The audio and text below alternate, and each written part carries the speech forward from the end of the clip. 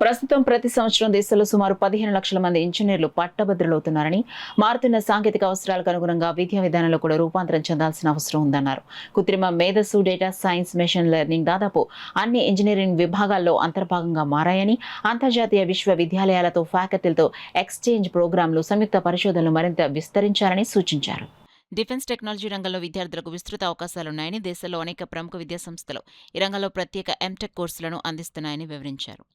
అనంతరం వివిధ రంగాలకు చెందిన ప్రముఖ శాస్త్రవేత్తలు, విద్యావేత్తలు, నిపుణులు ఉపన్యాసాలందించారు.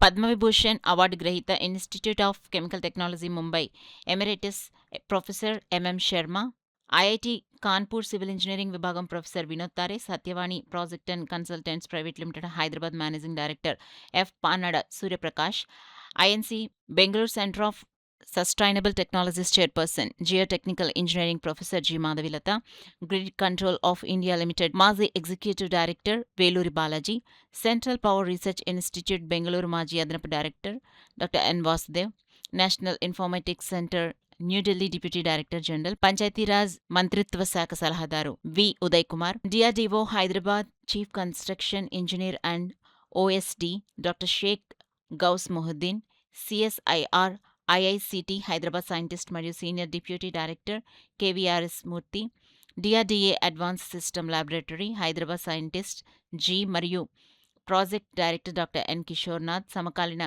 సాంకేతిక విద్యా పరిశోధనలు, కృత్రిమ మేధస్సు, తాజా పరిణామాలపై విశ్లేషణాత్మక ఉపన్యాసాలు అందించారు. ఈ కార్యక్రమంలో విశ్వవిద్యాలయం డైరెక్టర్లు, విభాగాధిపతులు, అధ్యాపకులు, బోధనేతర సిబ్బంది, విద్యార్థులు పెద్ద సంఖ్యలో పాల్గొన్నారు.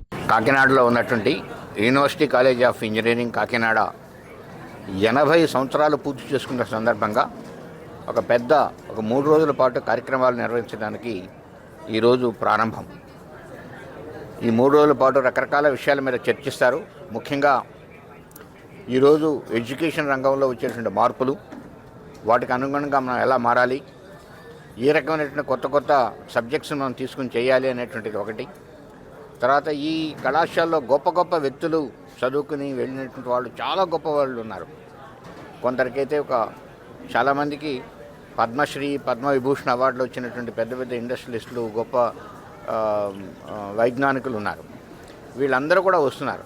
వాళ్ళు ఈ కళాశాలని మరింతగా ఎలా అభివృద్ధి పరచాలి అనేటువంటి విషయం మీద కూడా చర్చించబోతున్నారు. ఈ కార్యక్రమానికి నేను ఇక్కడ ముఖ్య అతిథిగా రావడం ఆనందకరం. ఎందుకంటే నేను చదువుకుంది జేఎన్టీయూలోనే. ఈ కాకినాడ కూడా జేఎన్టీయూలో ఒక పార్ట్. అందరూ అప్పట్లో స్టూడెంట్స్ అంతా కలిసేవాళ్ళం. ప్రొఫెసర్స్ అంతా కూడా ఇక్కడ వాళ్ళు అక్కడికి, అక్కడ వాళ్ళు ఇక్కడికి వచ్చేవాళ్ళు.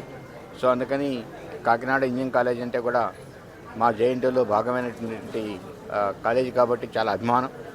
ముఖ్యంగా 80 సంవత్సరాలు సుదీర్ఘ ప్రయాణం తర్వాత ఈరోజు కార్యక్రమాలు చేసుకోవటం అనేటువంటి గొప్ప విషయం. రాబోయేటువంటి 20 సంవత్సరాల్లో మరిన్ని విజయాలు సాధించి దానికోసం ఒక టార్గెట్ పెట్టుకొని 20 సంవత్సరాల్లో ఈ కాలేజ్, ఈ యూనివర్సిటీ ఎలా ఇంప్రూవ్ కావాలి, ఏ రకమైనటువంటి స్థాయికి చేరాలనే దాని గురించి ఒక టార్గెట్స్ పెట్టుకొని దానికోసం పనిచేస్తారని చెప్పి ఆశిస్తున్నాను.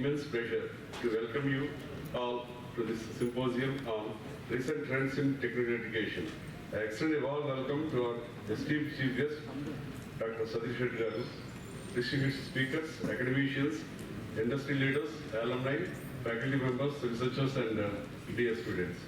Today is a significant occasion for our institution as we proudly celebrate 80 years of excellence in engineering education. We reflect on a remarkable journey that began with a vision to create technically competent professionals for national building. Over these 8 decades, our college has evolved into one of the Andhra Pradesh most respected engineering institutions, producing thousands of engineers who have excelled as scientists, technologists, entrepreneurs, administrators, educators, and industry leaders across India and across the world. We are living in an era where technology is advancing at an extraordinary pace. Artificial intelligence, machine learning, data science, robotics, Internet of Things, cyber security, semiconductor technology, smart manufacturing, renewable energy, space technology, quantum computing, and Industry 5.0 are transforming industries and redefining engineering and redefining engineering practice. అందువల్ల ఇప్పుడు ప్రతి engineering డిపార్ట్మెంట్లోనూ sustainable measures చేయమంటున్నారు. అంటే నువ్వు ఏ engineering తీసుకున్నా కానీ, ఏ projects తీసుకున్నా కానీ ఇది వాతావరణాన్ని దెబ్బతీయకూడదు, వాతావరణ కాలుష్యాన్ని కలా చేయకూడదు, అట్లాగే కాస్ట్ ఎఫెక్టివ్ సొల్యూషన్స్ రావాలి, ఈ ప్లాస్టిక్ తగ్గాలి, ఇలాంటి మార్పులన్నీ వస్తున్నాయి. సో ఇప్పుడు మాట్లాడుతున్నది సస్టైనబుల్ ఇంజనీరింగ్ అనేది కాన్సెప్ట్స్ వస్తుంది. ఇప్పుడు మన జేఎన్టీ కాకినాడ కూడా ఇప్పుడు ఈ సంవత్సరం నుంచి ఎంటెక్ సస్టైనబుల్ ఇంజనీరింగ్ అనేది స్టార్ట్ చేస్తున్నాం అనమాట. సో ఇలాంటి మార్పులన్నీ అట్లాగే ఇప్పుడు మార్పులు ఇప్పుడు మేము కూడా ఏం చేస్తున్నాం అంటే ఇప్పుడు university college of engineering Kakinada ఈ సంవత్సరం నుంచి ఇండస్ట్రీతో అనుసంధానం చేస్తున్నాం. అంటే కోర్సులు ఇండస్ట్రీ వాళ్ళతో కలిపి పెట్టమంటున్నారు. ఇప్పుడు మన నేషనల్ ఎడ్యుకేషన్ పాలసీ కూడా అదే చెప్తుంది. అందుకని ఇప్పుడు ఎవాంటల్ అని ఒక ఆర్గనైజేషన్ ఉంది, డిఫెన్స్ ఎక్విప్మెంట్ చేసేది బాగా మంచి పేరు ఉన్నది. వాళ్ళతో కలిసేసి మన కమ్యూనికేషను, సిగ్నల్ ప్రాసెసింగ్ అనేది ఒక కోర్స్ ఎంటెక్ స్టార్ట్ చేస్తున్నాం. వాళ్ళు కంప్లీట్గా ఆ ప్రోగ్రామ్ వాళ్ళే స్పాన్సర్ చేస్తున్నారు. అట్లాగే ఇప్పుడు మనకి ఎలక్ట్రానిక్స్ అని మనకు విజయవాడలోనే ఉంది, మన మంగళగిరి దగ్గర ఉంటుంది. వాళ్ళు ఏంటంటే ఐఓటీ మీద బాగా స్ట్రాంగ్గా ఉన్నారు. దాదాపు వాళ్ళ standards completely indigenously developed company.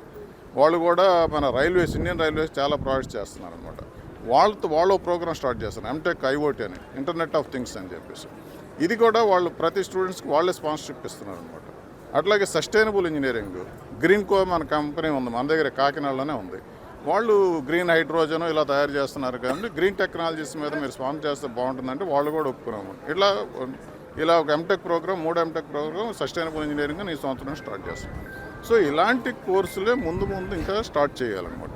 So ఇలాంటి మార్పులన్నింటినీ మనం ఏం చేయాలి, ఇప్పుడు ఏముంది, ముందు ఏ మార్పులు వస్తున్నాయి, ఈ మార్పులకు అనుగుణంగా ఇంజనీరింగ్ కాలేజీలో ఏ మార్పులు తీసుకురావాలి, ఎలాంటి ప్రోగ్రామ్స్ ఆఫర్ చేయాలనే దానికి చర్చా వేదికగా ఇవాళ రేపు ఉపయోగపడుతుంది.